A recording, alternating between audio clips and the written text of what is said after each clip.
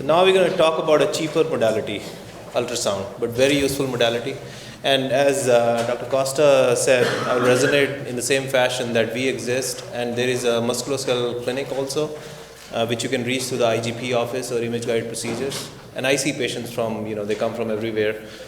You can send the patients, we can consult them. If they need imaging, we'll do the imaging. And if they need procedure, we'll consult with you, and then we can help them that way. So moving to ultrasound, it's available, as you know, it's comfortable, it's portable. There's no claustrophobia like MRI, there's no radiation. And the important thing is we can do dynamic imaging. So let me ask you a question. How many of you do injections blind in your clinics? So very few, about 10% or so. That's good. During imaging, using ultrasound, we can exactly press at that area or compress at that area and see if that hurts. And if you see tendinopathy or any sort of tear there, and inject exactly there. That's the advantage of doing any image guide procedure. There's 100% face validity, meaning where we want to be, we are there. And I tell you, we talked about these blocks, like Dr. Trivedi talked about, there's a higher percentage of patients who will improve if they had a positive block before surgery. That's correct, but one thing one has to remember, negative block is much more important than a positive block, meaning if the patient did not improve and you did an image guided procedure, that's probably not their cause of pain. But if they improve, there's about a 30% placebo effect. So we would like to do it one more time or with a placebo control to make sure that's the area of their pain. So what's ultrasound good for? It's good for focal or superficial pathology, whether it's tendons, ligaments, nerves, or masses. MRI provides more comprehensive view. So if you are doing a shoulder examination, and if it's a young patient, 30-year-old, 40-year-old, less than 50, we are looking at labrum, cartilage surfaces, MRI is much better. If you're doing a patient above 50 years, and there's a very high percentage of rotator cuff tears, about 50-60% of them, then we are looking for basically a partial tear or full thickness. I think ultrasound is very good for that.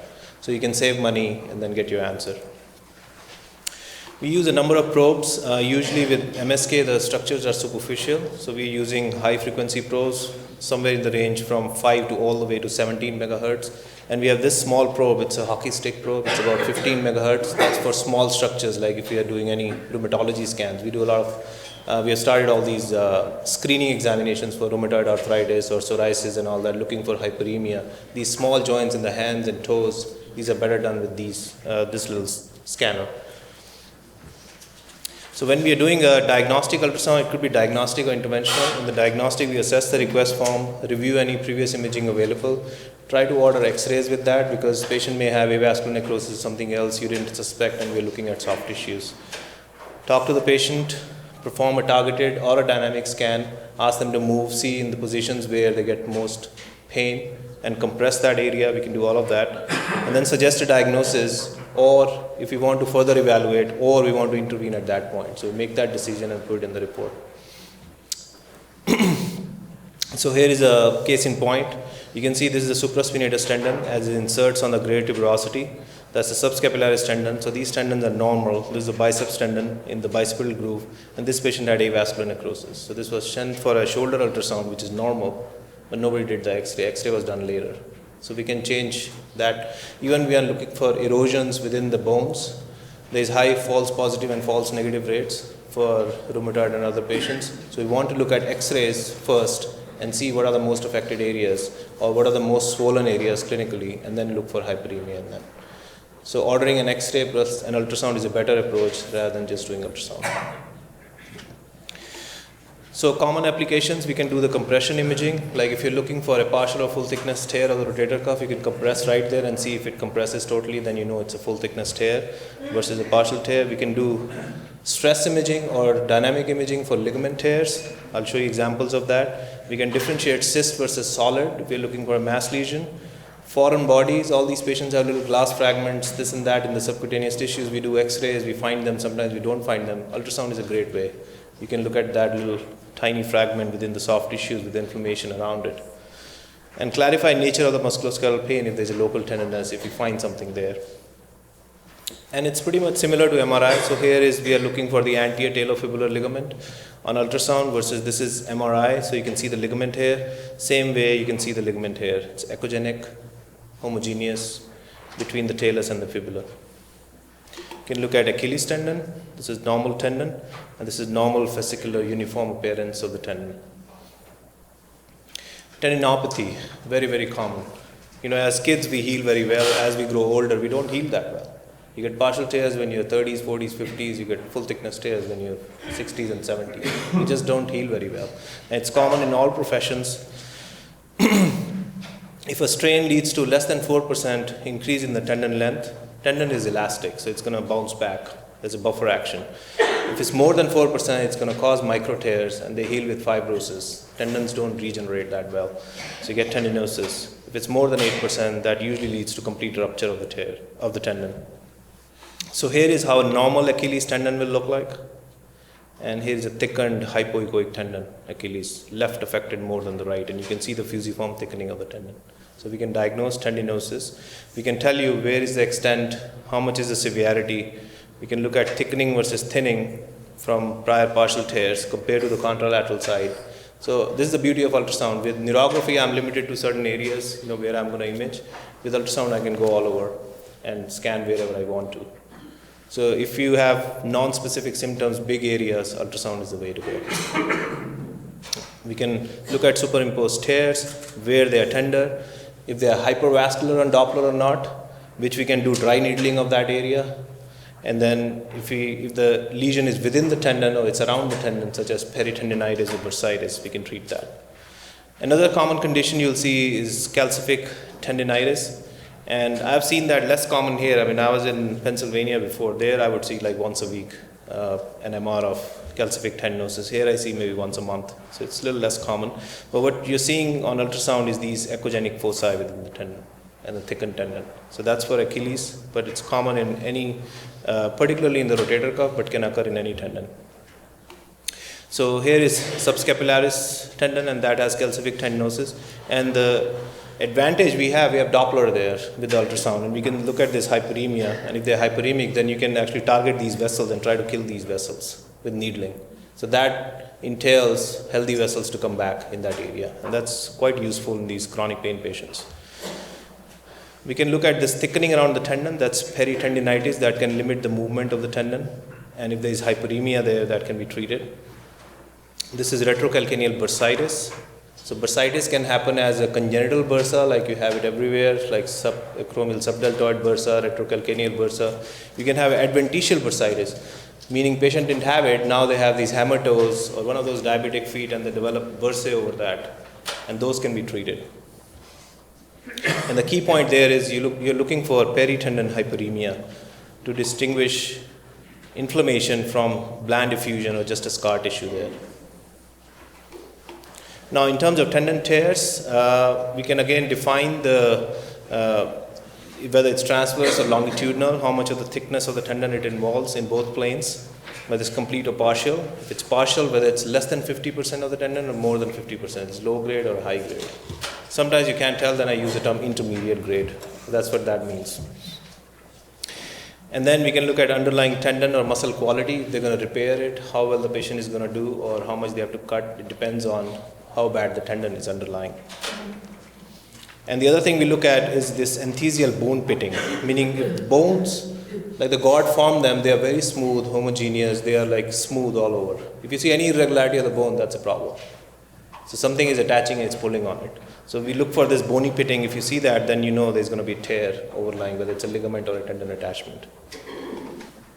So this is partial insertional tear of the patellar tendon. This is the patella coming down, and you can see the tendinopathy. And you can see the same thing with plantar fascia. So this is on MR, and this is on X-ray. And you can see on MR, this bright stuff is a tear. It's hypoechoic on ultrasound. And same thing in another plane. And this can be dry needled, or we can give steroids around that, Celestone or dexamethasone as needed. We usually try to limit steroid injection to up to 3 times a year. Then we can do dynamic assessment. So here is syndesmosis, and you can see this is in the static scan, and now with stress there is widening of that. So that can be done to see whether they are stable or unstable.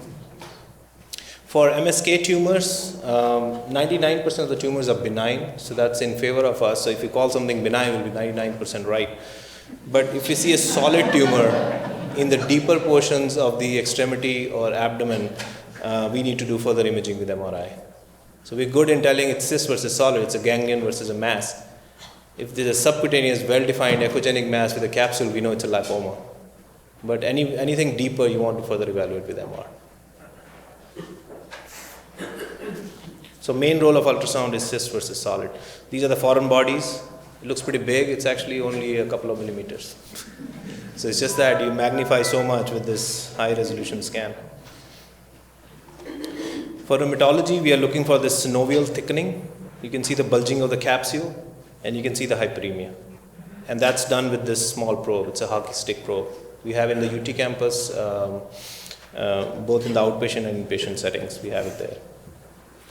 So the key point there is if you see intra-articular hyperemia, you can distinguish from bland effusion, and you can tell if there is active synovitis. At that time, the rheumatologist can treat the patient.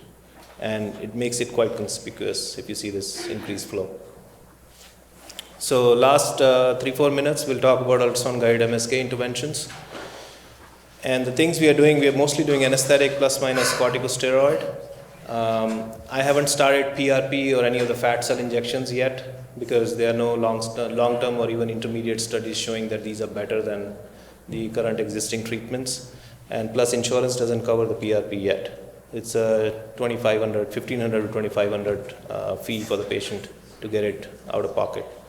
So if patients are getting a lot of steroids every few months, then you may consider it. Otherwise, simple dry needling, injection of autologous blood in the area of the tear, it's good enough. They do pretty well. So you can inject around the tendon, in the tendon sheath, in the bursa, within the joint, perineural. Say if they have a radial tunnel syndrome or something, you can do perineural injections. And ultrasound is very safe. You can see this tiny interfaces pretty nicely. For calcific tendinitis, needling. Any ganglions you want to aspirate, you want to save them surgery, it's pretty easy under ultrasound to aspirate these and inject. And if you inject steroids in them, there is less than 50% chance they're going to come back. And joint aspirations for infections or crystals for rheumatology. So we bring the patient, try to bring the patient previous imaging. We review the previous imaging, confirm the pathology, consistent with the request, check how many injections they had. We don't want to inject more than 3 steroids in a year. And then briefly scan the patient and perform the procedure with the safest approach. Why inject steroids? There have been studies out there that it reduces the pain fast, it suppresses the inflammation, phospholipase A2 activity, decreases the release of noxious chemicals, decreases adhesions around the tendon. It sort of creates a fat necrosis around the nerve, so you have more space for the nerve to move. But it inhibits the production of collagen and reduces extracellular matrix. So those are the disadvantages. So it's pretty good for any of the injections we do, except we avoid in certain tendons like patellar tendons or Achilles tendons, which have been shown in animals to tear following steroid injections. And other studies have shown if you double dose them, give 80 milligram of Kenalog rather than 40 milligram, they do much better. So it depends what they had before, depending on that, how much we inject. So indications are for pain relief, to facilitate physical therapy. Again, we are lifestyle modifiers, we're not lifesavers, right? So we want to give them more activity, or what's limiting them, we want to prevent that. For synovitis, osteoarthritis, to buy time. And then lesions where steroid is indicated, you can do for supraspinatus tendinopathy, for calcium hydroxyapatite deposition, for iliotibial band friction syndrome, trochanteric bursitis, plantar fasciitis, tennis elbow, but not in Achilles or patellar tendinopathy. And we can do intra-articular bursal injections or Morton's neuroma. So let's see some injections. So this is for the shoulder. If you're taking the posterior approach, we go parallel to the infraspinatus. And there you basically go with the in-plane approach, where you can see the whole needle, and you will see the needle coming out like this. And that's exactly matching what is shown in cadaveric picture. And if you're doing aspirations for the calcific tendinosis, this echogenic stuff, you can needle with 14 to 18 gauge needles and then try to aspirate as much as you can. And literature has shown whether you are able to aspirate or you don't aspirate, patients do equally well. It's a pretty good treatment for calcific tendinosis.